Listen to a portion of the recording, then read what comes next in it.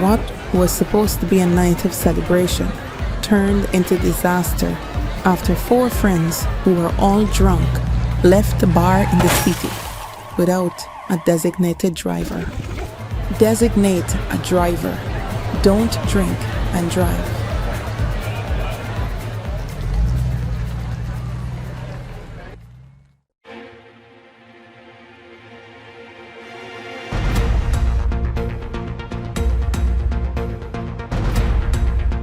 This is your News Source Evening Bulletin for today, Friday, the 23rd day of August in the year 2024. I'm Gordon Mosley reporting, and here's what we're tracking tonight. Opposition leader Aubrey Norton today blasted the government over the signed agreement for teachers, which will see teachers receiving a 10% salary increase for this year, along with an 8% increase next year and a 9% increase in 2026. Mr. Norton said the government has offered teachers less when it has much more money at its disposal that could see teachers and other public servants being paid a more livable salary. He described the 10% increase for teachers as ridiculous, disrespectful, and vindictive, and said it is a reflection of the disdain that the regime has for teachers and other public officials. How is it you could rationalize not giving teachers a livable wage at a time when you have oil money, at a time when the education system is declining? How could you rationalize giving teachers 10%? Norton recalled that the PPP Civic and opposition had called for teachers to be paid a 50% increase, even without the country earning oil money. With the country now raking in billions in oil revenue annually, the opposition leaders said the PPP government should live up to the expectations it had a few years ago. When one notes that the so-called package delivers little or nothing to teachers and is a mere smoke screen for concealing the fact that the government is unprepared to treat teachers fairly. When it is recognized that the infrastructure budget is 666 billion and the main fund for PPP corruption, then it is obvious that the PPP is deliberately impoverishing our teachers and have no interest in improving the quality of their lives. According to the opposition leader, the government's insistence that it cannot at this time afford a higher salary package for teachers is dishonest. He said a mere reduction in corruption and waste in infrastructure projects can release at least $50 billion, which can provide a more than 35% salary increase for teachers. Norton said the government continues to boast of constructing a number of schools while failing to realize that the building is only one part of the equation. But schools in themselves cannot deliver quality education. It is the human resource that is critical, the teachers, the support staff, and the government is depriving them of resources. So the very approach of the government suggests that they have no interest in improving the quality of education. The PNC reform leader said an APNU AFC government would pay teachers and public servants much better. He said should the coalition form the next government, public servants and teachers can look forward to a salary increase of no less than 35%. More news coming up in just a moment.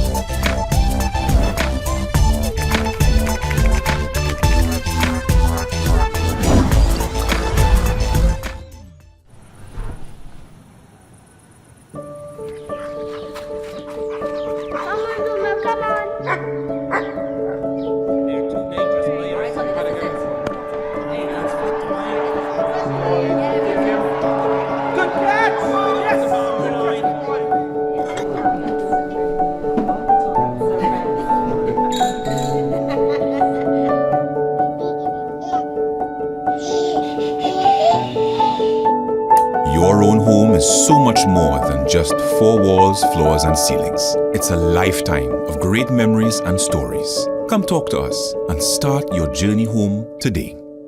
Republic Bank, we're the one for you. Are you ready to elevate your career with a world-class education from the comfort of your home? The University of Excellence Management and Business, UEMB, Guyana's premier accredited and recognized tertiary institution, invites you to join one or more of our comprehensive 145-degree programs.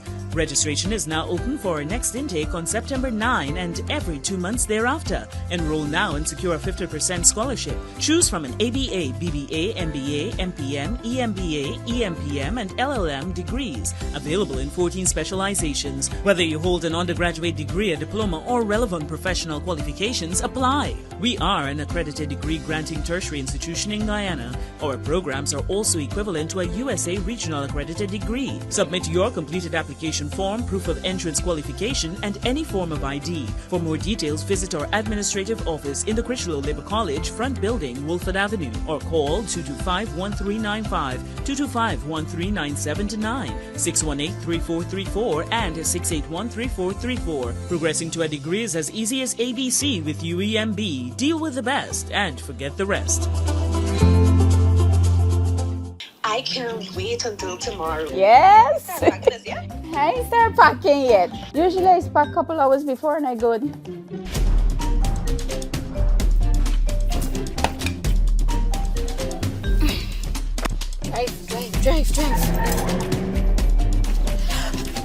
I got my phone, I got my keys, my charger, my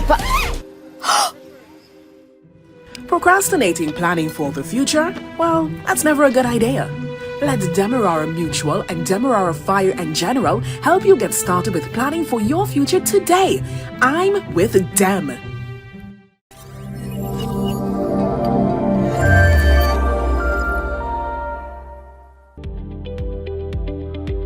Once you have registered for the virtual meeting, you would receive a registration email containing all the details you need to attend.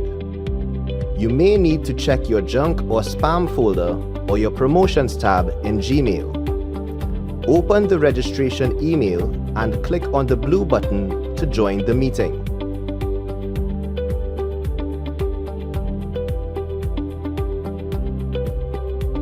In order to be correctly recognized during the meeting, enter your email address, then first and last name, then click Join Webinar.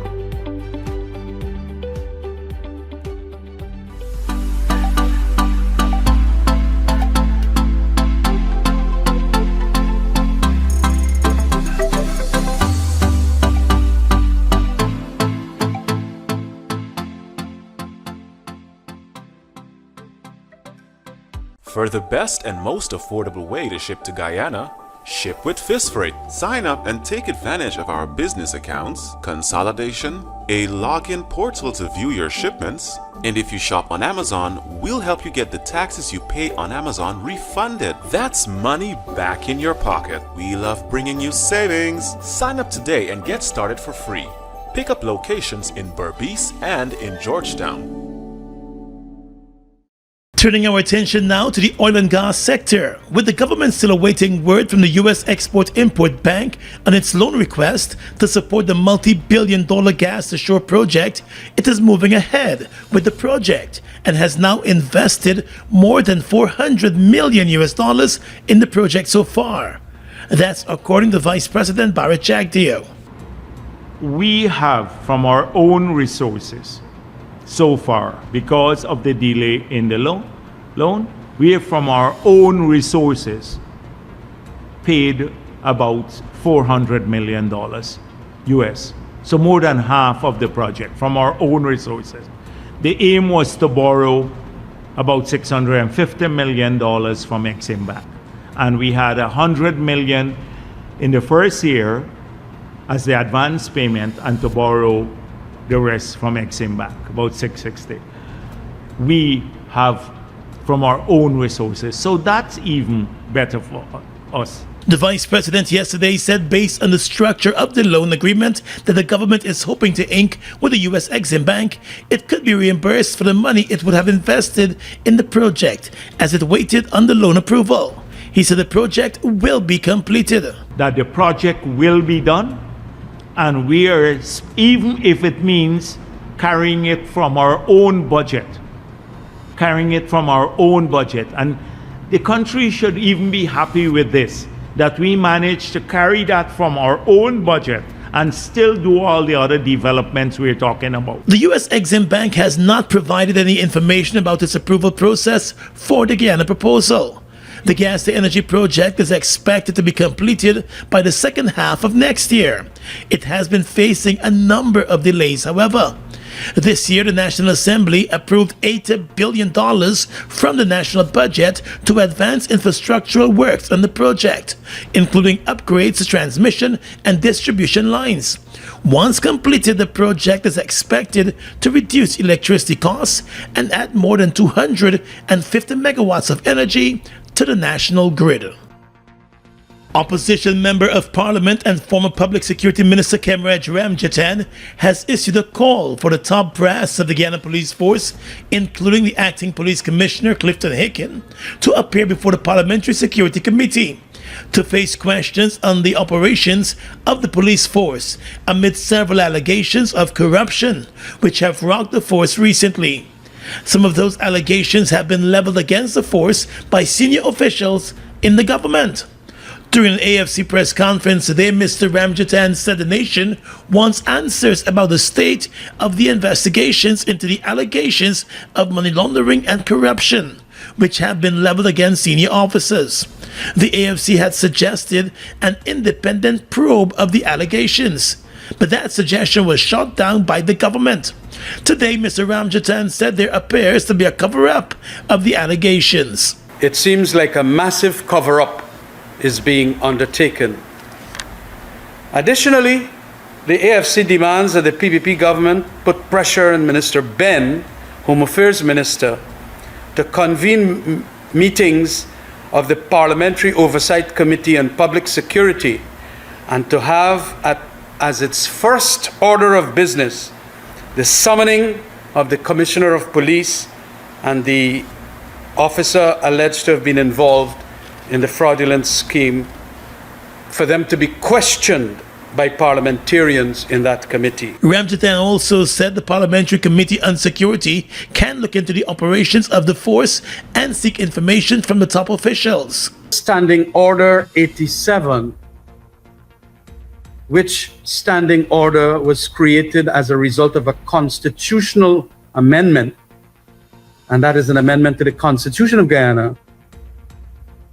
This Parliamentary Security Committee has power to scrutinize and examine policies and administration of the entities in the disciplined forces of Guyana. So, as parliamentarians in that committee, we can call for books, we can summon witnesses, we can do a variety of things in relation to how the police force is being administered. He believes that if the officers are hauled before the committee, then Guyanese will have full confidence of any investigation, since the committee also has the power to get outside assistance to help it with its probe. And we can also get assistance and co-opt experts and aid from other persons with the appropriate expertise to help us in that regard. So if they do not want to have a probe by forensically internationally reputable people, we in that parliamentary committee would like to have some questions asked after the commissioner and the other senior officer who has gone on leave, I understand, to come there in that committee for questioning. The Guyana Police Force has been tight-lipped on its investigations into the claims of corruption against senior officers in the force. Well, the chairman of the National Tushaus Council, Tushau Derek John, has defended a decision earlier this week at the NTC conference to block two opposition politicians from participating in consultations with government officials and the Tushaus and village leaders. According to a statement from Mr. John, the consultations were closed door and did not cater for all persons attending the meeting. However, he stated that while the sessions were closed door, it was broadcast live to the other parts of the conference center, where the NTC meeting has been taking place. The Tushao explained that the Amerindian Act of 2006 clearly states that the National Tushao's Council has the authority to determine its own procedures and in consultations with the minister may establish rules governing those procedures. He said entry into the closed-door sessions required special accreditation, and those ejected from the meeting and those prevented from entering the meeting did not have the special accreditation.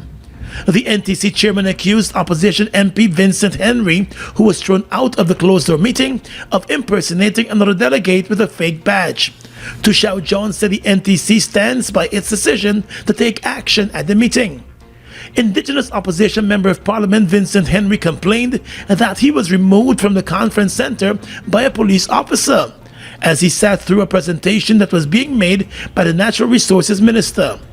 Another Indigenous opposition member, former MP Mervyn Williams, said he was blocked from entering one of the meetings by the permanent secretary of the Ministry of Amerindian Affairs and was also told that he would have to leave the convention center.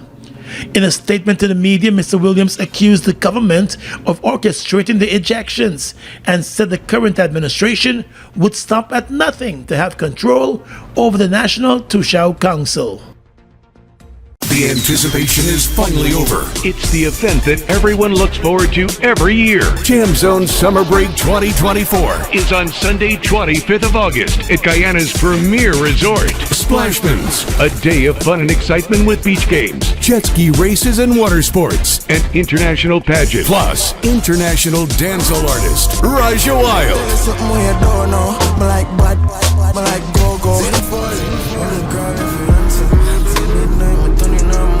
Raja Wild.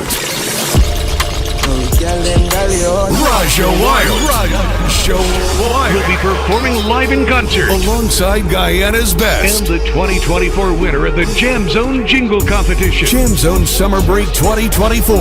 Let the fun begin. Super early bird tickets are $2,000. This event is powered by Hits and Jams Entertainment and Team Extra.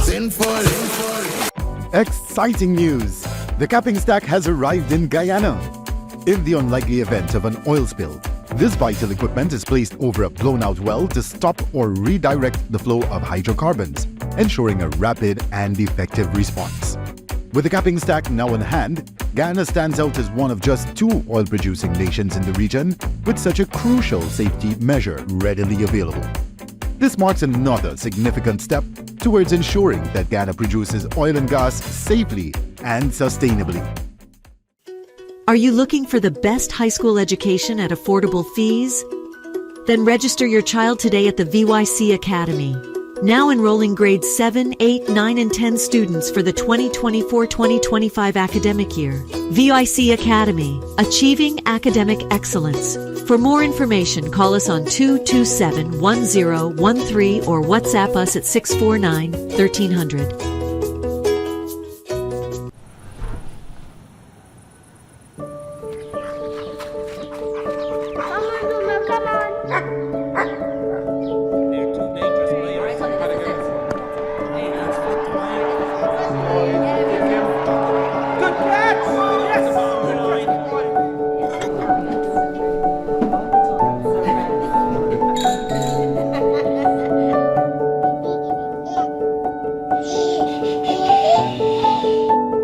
Your own home is so much more than just 4 walls, floors, and ceilings. It's a lifetime of great memories and stories. Come talk to us and start your journey home today. Republic Bank, we're the one for you. Bust the flavors. We're full of flavors. Bust the flavors that me crave for. We're full of flavors. Tell your neighbors about the bust the flavors. Grab a bust the flavors. Yeah, thirst buster. Grab a buster. Bust the flavor, taste the savor. Bust the flavors. Bust the flavors. A 34-year-old woman from Roxanne Burnham Gardens here in Georgetown lost her life early this morning in an accident in quarantine Berbice. She has been identified as Melina Stevens. In a statement, the Guyana Police Force said Stevens was driving her motor car along the number 43 Village Public Road at around 4 o'clock this morning when she lost control of the vehicle and slammed into a bridge. The police said the vehicle was being driven at a fast rate at the time of the accident. 4 other persons who were in the car, including a young child, were all seriously injured. The police report also said the impact of the accident left the driver pinned in the vehicle. She was eventually removed from the vehicle in an unconscious state and rushed to the Skeldon Hospital. She was pronounced dead on arrival at that hospital. A post-mortem examination is to be carried out in the coming days. 3 of the survivors remain hospitalized with multiple injuries. U.S. Ambassador to Guyana Nicole Theriot has expressed her country's disappointment over the majority of CARICOM nations not supporting a joint statement in support of democracy in neighboring Venezuela, following that country's elections over a month ago, where both the government and the opposition have claimed victory. Speaking on the sidelines of a recent event, the U.S. Ambassador to Guyana noted that Guyana and Suriname were the only 2 CARICOM countries to sign on to the joint statement about democracy in Venezuela. That's quite disappointing, actually. For us, it seems very clear that to support democracy, certain things need to be done with regard to the elections. And if those other countries chose not to sign on, that's their right. But we are quite disappointed. The U.S. State Department has since released a joint statement with signatories from at least 20 countries. The statement condemned the repression of protesters and the violence which has claimed the lives of many Venezuelans since the elections. The Venezuelan government has already expelled a number of diplomats from the country over the public statements questioning the elections. The U.S. ambassador said the U.S. is pleased that Guyana has shown courage to endorse the statement. The governments of Guyana and Suriname signed on to that statement. It's incredibly important to us that we are all together in defending democracy in this region and globally. And it meant a lot to us to have those partners in the region, global, well, especially Guyana, becoming a global leader. It meant so much to have Guyana on that statement. We're very, very grateful, and we hope that it will have an impact on President Maduro and his administration moving forward. The United Nations dispatched a mission to Venezuela recently following the elections and has also called for democracy to be maintained and restored in the country. Regional carrier Caribbean Airlines has announced that it is increasing the number of flights between New York and Guyana during the upcoming Caribbean Premier League season here in Guyana. According to a statement from the airline, additional flights on the New York-Georgetown route are now open for bookings for the final week in September and the first week in October, when Guyana will host playoff matches and the finals of the CPL cricket tournament. Caribbean Airlines is one of the big sponsors of the CPL tournament and is expected to promote the games across the network of destinations. Already, the Tourism Ministry and other government agencies in Guyana are gearing up for this year's tournament. Many hotels have reported an increase in bookings as the government has started to roll out promotional material for the tournament. This will be the 3rd year that Guyana is hosting the playoff matches and finals of CPL. Are you looking for the best high school education at affordable fees? Then register your child today at the VYC Academy. Now enrolling grades 7, 8, 9, and 10 students for the 2024-2025 academic year. VYC Academy, achieving academic excellence. For more information, call us on 227-1013 or WhatsApp us at 649-1300. Win one of 10 great prizes in the Mobile Dip and Win promotion. Win a motorcycle, TVs, shopping sprees, or free mobile lubricant. Just buy any mobile lubricant, collect your entry form, complete it, and drop it into boxes provided at leading stores. Yes, buy any mobile lubricant and have a chance to win great prizes. Promotion ends October 2, 2024. Mobile lubricant, proven performance for your engine.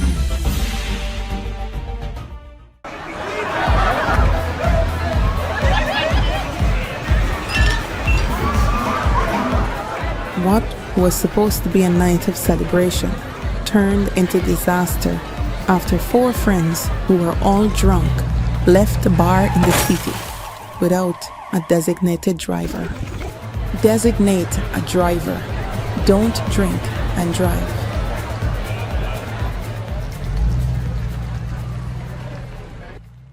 Region 4. The Guyana Public Service Cooperative Credit Union will be hosting its annual general meeting for the period 2021 to 2022 on Sunday, the 25th of August, 2024, for members of Region Number 4. The meeting will be convened at the Critchlow Labor College, Wolford Avenue at 10 hours. Members are encouraged to pre-register at bit.ly/GPSCCU AGM 2024 for further instructions on how to take part in the meeting and to vote for a new committee of management. The meeting will take place both online and in person at various locations across the country. Full participation of members is encouraged. Let us move your credit union forward. The Guyana Public Service Cooperative Credit Union. People helping people.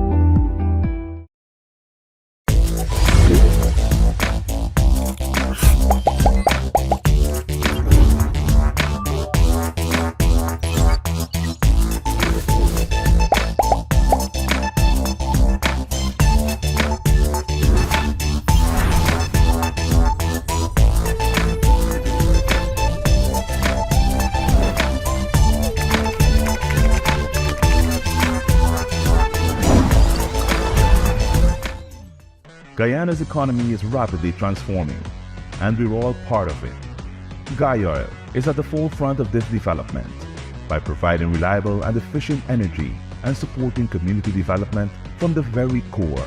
100% of Guyoil's profit goes back to building schools, roads, and other important infrastructure that connects our cities and towns, providing fuel to domestic, marine, industrial, and aerial transportation. Guyoil has now repositioned itself as a market leader in the petroleum industry, building a better future for all of us. Across the region tonight, Trinidad and Tobago is redrawing the island's coat of arms for the first time since its creation in 1962 to remove references to European colonization, a move which has been lauded by many in the Twin Island Republic. Explorer Christopher Columbus's 3 ships will be replaced on the coat of arms with a steel pan, which originated in Trinidad and Tobago. Prime Minister Dr. Keith Rowley first made the announcement last Sunday at the party convention for his governing People's National Movement. The changes are to be made by the end of September. The current coat of arms also features hummingbirds, a palm tree, and the scarlet ibis, Trinidad's national bird. This will be the first time the symbol will be changed when it was first designed after Trinidad gained independence from the UK in 1962. Trinidad and Tobago will also soon hold a public hearing on whether certain statues, signs, and monuments with colonial connections should also be removed. Argentina's President Javier Milei is set to veto a pension reform passed by the Senate in a move that is likely to widen the rift between the Libertarian leader and the opposition-controlled Congress. The Senate defied Milei to push through an increase to pension spending in line with the country's triple-digit inflation, dealing a blow to his tough austerity program. The bill, which swept through the lower house back in June, was passed by a 61-8 vote in the Senate on Thursday. All but one of the lawmakers who voted against the measure were from Milei's party, a sign that the president's allies had failed to negotiate with centrist parties. Lawmakers could override his veto by passing the law with a 2/3 majority again.